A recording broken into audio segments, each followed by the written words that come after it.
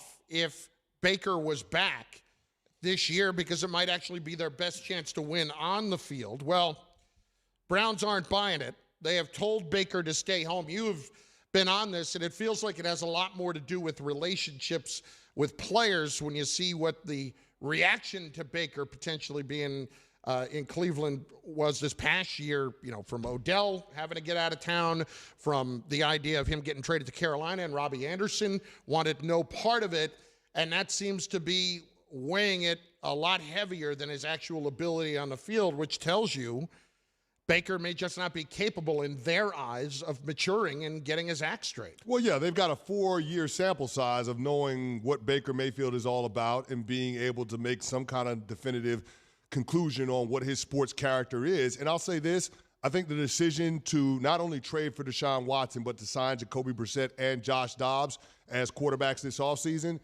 that to me is Andrew Berry, their general manager, empowering their head coach, Kevin Stefanski.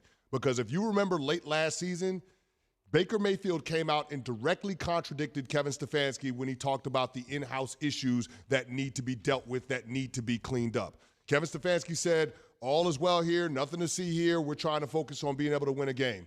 Baker Mayfield came out and said something to the latter or to the opposite of that effect. So when you look at a quarterback who's supposed to be an extension of the coaching staff, an extension of the front office, somebody that's supposed to help set the agenda for the team, being so polarizing in his own locker room, I don't know that there was a way for them to move forward, even with a looming Deshaun Watson suspension. Baker Mayfield penning that goodbye letter to the Cleveland fans and the plain dealer, that was the death knell. Everybody understood at that moment that this was going to be over. Now, you can have Baker Mayfield fans out there that say, well, it's not fair what they've done to Baker, or last year wasn't his best year because of the injury. That may all well be true, but how you conduct yourself when you're dealing with that adversity, how you point the finger at others, whether than being accountable for the lack of production on your end, I think that speaks louder than anything else you could do or say to a locker room. And in this instance, when you have to believe that at the very least for half a season, if not the entire season, they're going to be without Deshaun Watson, it speaks volumes that they would rather have those guys, who I think are inferior quarterbacks to Baker Mayfield in terms of their on-field ability, than Baker himself. But not everybody thinks it's the right thing to do. Here's Teddy Bruschi, ESPN NFL analyst. No, I don't think it's the right decision to make, Field, and I'll tell you why. Well, unless they know how long Deshaun Watson's going to be suspended. I mean, because if it's a short suspension, maybe Jacoby and Joshua Dobbs can hold the ranks for about 4 games, but I don't know why you would want to go into a season with only Jacoby Brissett, who can play quarterback capably, yes, but Joshua Dobbs also, who's only attempted 17 passes in the league. Is there drama? Yes. Is it Baker Mayfield? Yes. But to me, it's something we talked about yesterday. If I'm a player that is in that locker room, can I get past the idea that Baker is not somebody I want to be with for the long term, but in the short term, if we're trying to win this year, is our best opportunity to do that?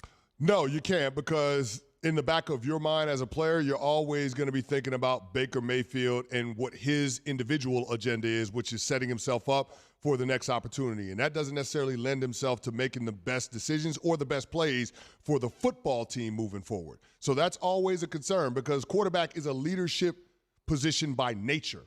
And you have to be concerned with a guy that has shown that he doesn't necessarily have the ability to galvanize the entire locker room. It's actually quite the contrary. Yeah. This is a guy that splinters the locker room. This is a guy that keeps noise and distractions going on. From the OBJ beef to Jarvis Landry to Kevin Stefanski, it goes on and on and on. And so when you have that kind of presence in your locker room, I don't think it necessarily bodes well in terms of your team being able to focus on the task at hand week in, week out. And I'm feeling worse and worse about his ability to save his career. Today on therapy work on him to sign.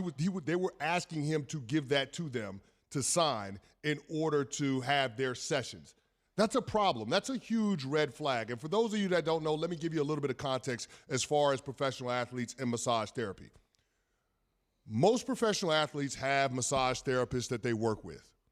It's usually one or two individuals, and the reason why it's such a small number is because you want somebody that is familiar with your body and knowing what it takes in order to get you tuned up and ready to go out there and perform at your best. It's hard to have something like that when you have 66 individuals that are responsible or tasked with working on your body for therapeutic purposes in order to recover and be ready for sport. So what I'm simply saying is this: it's hard for me to believe that Deshaun Watson engaged these 66 massage therapists for the purposes or with the intent of being the best professional athlete that he could. And what else is clear, too, is that in some of the testimony that was leaked in depositions that have already happened in some of these cases so far, in one instance, Deshaun has asked specifically, did you check credentials of any of this particular woman? Did you do any background on her, anything like that? And his response on 3 separate occasions within the span of a minute were that was not a priority. That was not a priority. And look, you can tell me, as you have started to already, your body is your business when you're a professional athlete. Yes. And that is not something that you screw around with and just let anybody get involved in terms of helping you get your best because you know what is best for you. No doubt about it, Carlin. And here's the thing. You have guys coming to the teams all the time. They're flying in from new cities, whether they're drafted, whether they're free agents. And there usually are a handful of massage therapists that work with the entire locker room. So it's not like guys don't know individuals that are credentialed, that know how to work on your body, manipulate your muscle tissue, and get you ready to go. It's not like you don't have access to that. You do.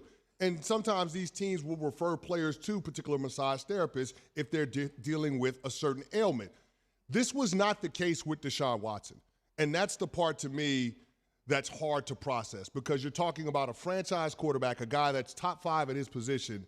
To put himself in this situation, it seems very, very odd. And taking it a step further, Carlin, when this first came out, when Deshaun Watson was talking about wanting to be traded, how he didn't want to play for the Texans anymore, and then the weeks following, the news of the allegations started to trickle out, it felt like Deshaun Watson was being victimized. It did.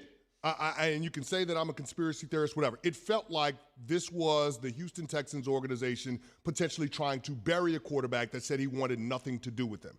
Now, we do know that the Texans did have some involvement to some degree because they're the ones that drafted a non-disclosure agreement for Deshaun Watson in dealing with all of this. Not only involvement, it helped enable when you talk about that. Enable, exactly. Yeah. So there was some working knowledge that the Texans had about Deshaun Watson's behavior when it came to massage therapists. But with all of the details starting to come out now, big fella, I have a hard time believing Deshaun Watson is absolved of any wrongdoing just because the allegations didn't rise to the criminal level.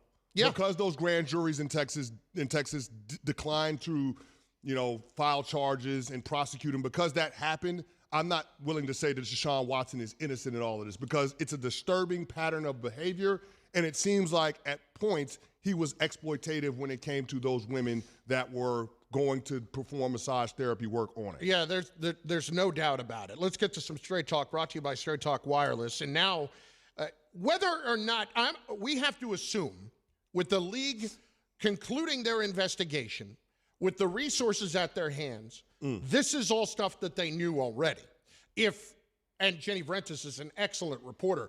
If the league's learning new information out of that story yesterday, that's more troubling about their investigative possibilities than anything else. But when you look at what they have done with all of the initiatives that they have worked on to be more inclusive toward women and to show, just frankly, how much they care about women in their fan base, they cannot allow Deshaun Watson to play this season, at the very least in my mind, because while it has not reached the criminal level, we have seen time and again, it does not mean that you didn't do anything wrong. And there is just such a mountain of people that have come forward on this. And not only that, the fact that the Cleveland Browns were, I'm sure, privy to most of this information. Yeah. and handed him $230 million guaranteed with different provisions in the contract to ensure that he would see every last penny of it. You are seeing these people come forward, not because they're chasing money. Deshaun Watson already had money that they could chase after, because they are ticked off that this guy has, in essence, done all of this and has ended up getting more money for it. And women that, the couple in the suits and others that may have spoken now that are coming forward are angry.